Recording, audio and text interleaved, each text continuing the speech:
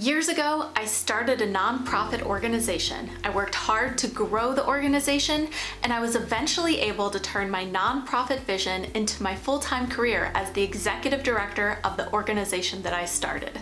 Since then, I have heard from hundreds of you with a similar dream, a dream of being able to make an impact in your community and being able to do it full-time, so you can focus all of your energy on helping others and living a life of purpose. But how do you go from being a nonprofit founder to being able to work on your mission full time? I'm not gonna lie, it can be a long and winding road full of ups and downs, but it's not impossible. If I can do it, you can too.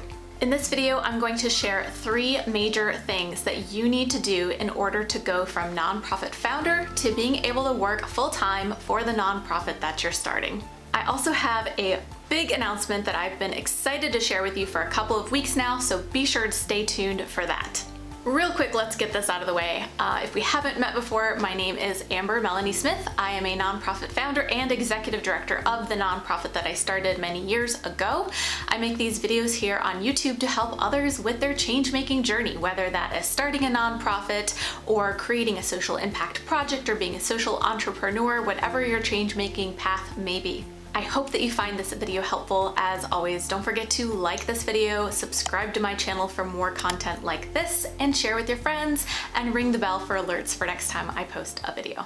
Okay, so the process of starting a nonprofit and then growing it to the point where you might be able to work for that organization full-time or hiring other staff to work for that organization full-time is a big initiative. It can take a lot of time and effort, but if you are committed to the cause, it is totally doable.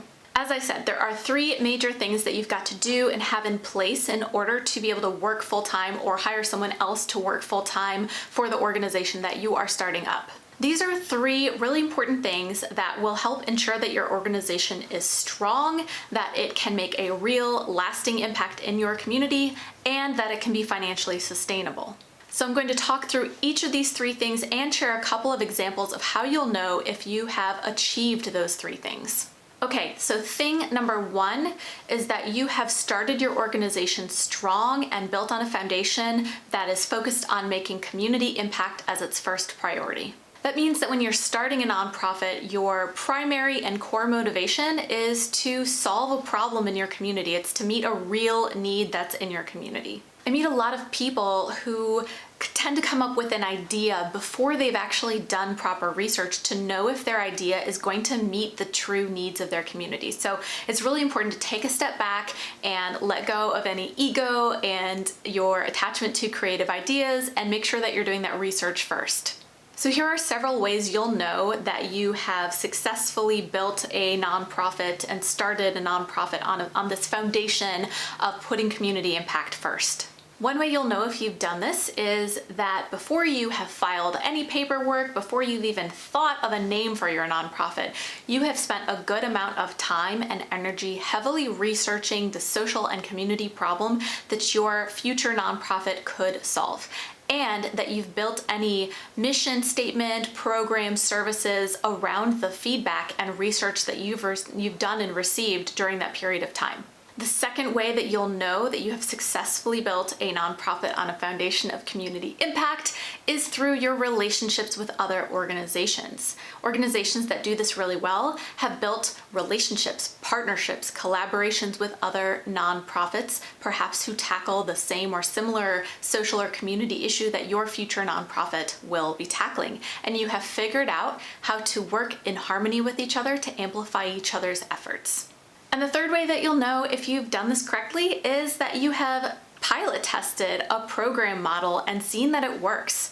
You have a way of collecting data and metrics to show the evidence that you're creating a real impact. You know what your impacts and your outcomes are, and you can prove it and then scale up your program from there. Okay.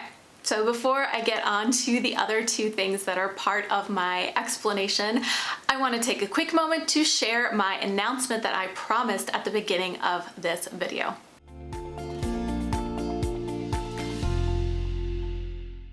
I am super excited to announce that I have finally launched my nonprofit Founder to Full-Time Academy by opening my very first course, Nonprofit Idea to Official. My Idea to Official course takes you step by step through the process of creating and launching an effective nonprofit.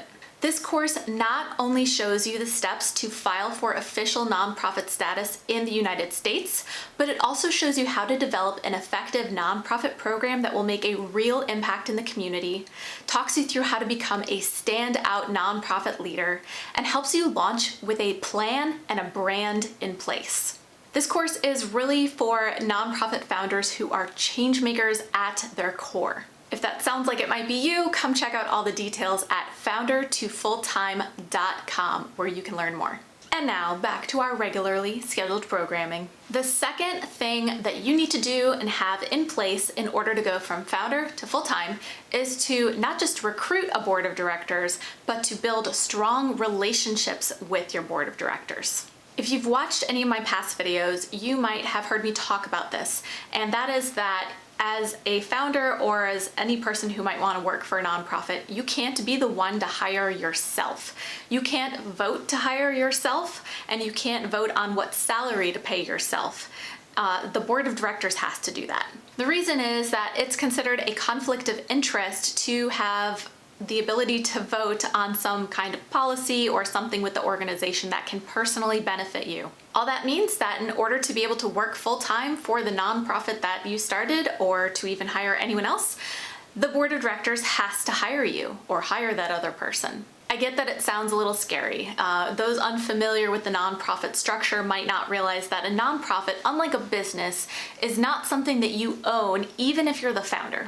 When you get tax-exempt recognition from the IRS in the United States, that means that your organization is designated as one that's going to be public serving and is meant to be led by elected representatives that represent the community that you're serving. So you might be asking, how can you get your board to vote to hire you if you can't vote to hire yourself? Ye of little faith. Here are a few things you'll need to do to give yourself a good chance. Start by recruiting a strong board of directors in the first place. People who are genuinely passionate about your cause are going to want to support your passion for the cause and are going to want to support your future ability to work full-time for the organization. The second thing, and it sounds kind of simple, but it can go a long way, and that is communication. Make sure that your board of directors knows that you have a personal goal of working full-time for the organization one day. Express your hopes and your aspirations, and make sure that the board is clear on what you are working towards. The third one, and this is probably the most important, is to demonstrate your effectiveness as a nonprofit leader. It is the responsibility of the board of directors of any nonprofit to make sure that whomever is in the leadership or executive director position is a good leader, is an effective leader and manager, is a great representative of the cause, is doing the job well, is keeping the organization financially viable with their help, of course, and all these other things. So simply validate your desire to be hired by doing a good job. Make sure that you are working on those leadership skills, that you get lots of practice with some core skills that are required to run a nonprofit effectively, that you know a little bit about various things in the nonprofit world, such as nonprofit accounting, fundraising, public speaking, etc. I talk a little bit about the role of an executive director in another video and some of the expectations for that role, so be sure to check that out. And look, nobody is perfectly skilled on all of these things in the beginning. I knew this much about public speaking, accounting, fundraising, etc. when I got started, but I cared enough about my mission and I wanted it badly enough that I learned the skills and I practiced, and I surrounded myself with people with the skills and the talents so that they could supplement the things that I was weaker in. Be sure to also be working on your relationships with others in the community. Having a strong social network also makes you a great, valuable executive director to a nonprofit. And the third major component that you need to have in place in order to be able to go from founder to full-time is to have a strong, sustainable fundraising plan. The reason is pretty simple. You can't hire anyone to work for your nonprofit, let alone yourself, if you don't have enough money coming in to be able to pay for that position for a while. Here are a couple things you can do to build a solid fundraising strategy. Take some time to assess and really understand the true costs of running a nonprofit organization. These are the costs that include everything it takes to operate the organization effectively, not just the equipment, the program, software, etc., but everything. It takes infrastructure, it takes good management, it takes good accounting policies and practices and all of that to have a strong, resilient nonprofit that is here to stay. Understanding these costs will make sure that you're not selling yourself short when it comes to fundraising and not expressing the true needs of your organization. If you can put your true needs out there, then when you're fundraising, people will understand what it really costs to run an organization effectively. And if you can demonstrate what it really costs to run an organization effectively, you'll be doing all nonprofits a favor. Speaking of costs and expenses, another thing you can do is to educate yourself on the compensation of nonprofit staff positions in comparably sized organizations. If you can be understanding what it's going to cost your organization to be able to hire staff, whether that is an executive director position or some other staff position, you're going to be able to work that into your budget and your goals for fundraising in order to work towards that time when you'll be able to hire staff to run the organization full time.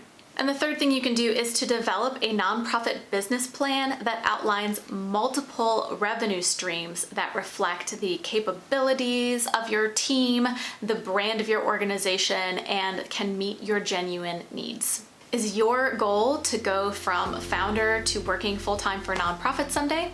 I'd love to hear from you. Share in the comments below.